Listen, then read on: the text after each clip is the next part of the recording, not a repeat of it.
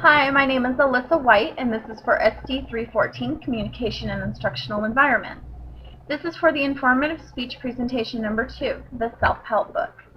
The book that I have chosen for this presentation is called Creative License, and it's written and illustrated by Danny Gregory, who was originally not an artist at all, but one day he just had the niche that he wanted to learn how to draw, and this is his story and how he did it. And just like little tips and everything that can help you become the artist that you want to be someday. This book has many chapters in it. The first chapter is called Drawing, Kickstarting Your Creativity and Learning to See. The next chapter is called Journaling, Making Creativity into a Habit. Shock, Blasting Your Butt Out of a Rut. Synthesization, Reconnecting with Reality. Resistance, Winning the fight to go on. Judgment, from enemy to ally. Identity, who you are and why that's fine. Expanding, broadening your creativity. And next, creativity in the real world. I have provided a PowerPoint to go along with this presentation, so if you would like to follow along, you may. Just feel free to click the PowerPoint link that I have provided. The first chapter I'm going to talk about is drawing. It's a very important chapter because it's what the book's about. One very important thing that Danny Gregory points out in this chapter is what drawing exactly is. Obviously, it's your hand holding a pen or a pencil and making a line on a piece of paper, which is true. A mark on a piece of paper is considered to be drawing. He also provides some key points to drawing. You need to see what's in front of you in a way you probably don't see it right now. You need to slow down in your drawings. You need to get rid of your preconceptions about what's in front of you. Draw things simply, slowly, and with your eyes. There's no need to work on detail when you're starting out. Draw what captures your eyes. Never scribble out a doodle. Just keep practicing. You have enough paper. You gotta shut your brain off. I can't draw. Drawing's too hard. I can't draw a stick figure. I can't draw a straight line with a ruler. I've tried and I just can't do it. Well, you know what? Shut up! Because those are the preconceptions that you just can't do it. When in fact, in reality, everyone can draw. You just have to put your mind to it, and with this book, it'll help you out. There was a quote in the drawing chapter that I want to share with you. It's a great quote and it made me smile.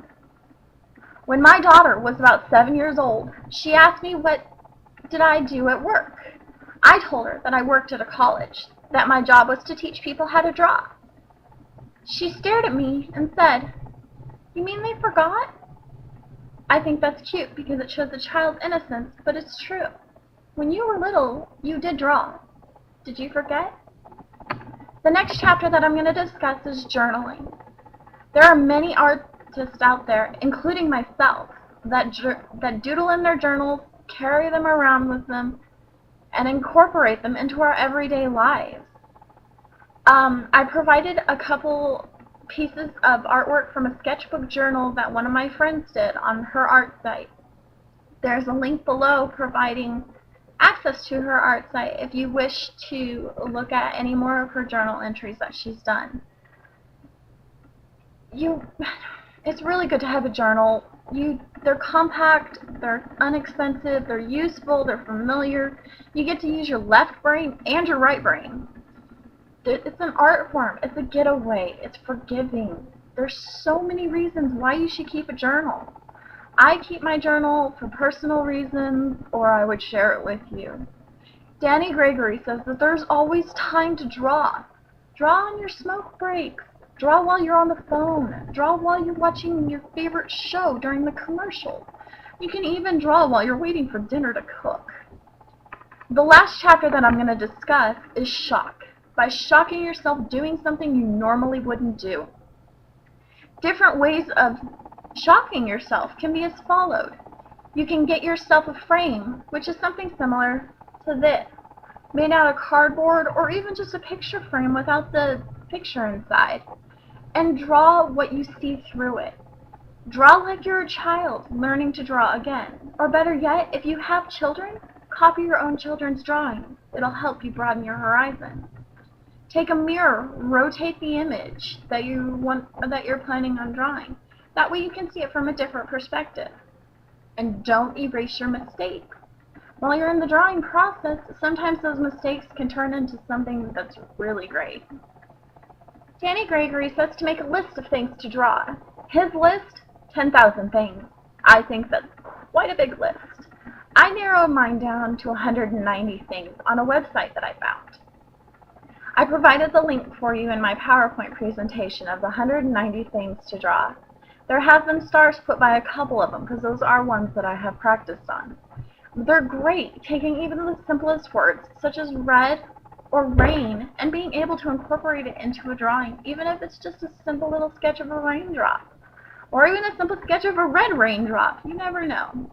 By allowing yourself to shock yourself into something that you normally wouldn't do, it allows you to express and excel further in art.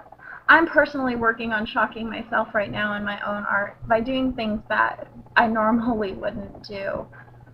This allows me to grow as a future artist, and I know it will allow you too.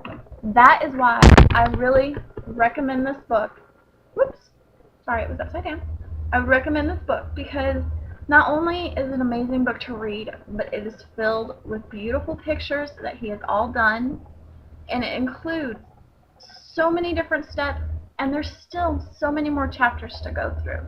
So I would really recommend this book. Once again, it is Creative Licensing by Danny Gregory. Thank you.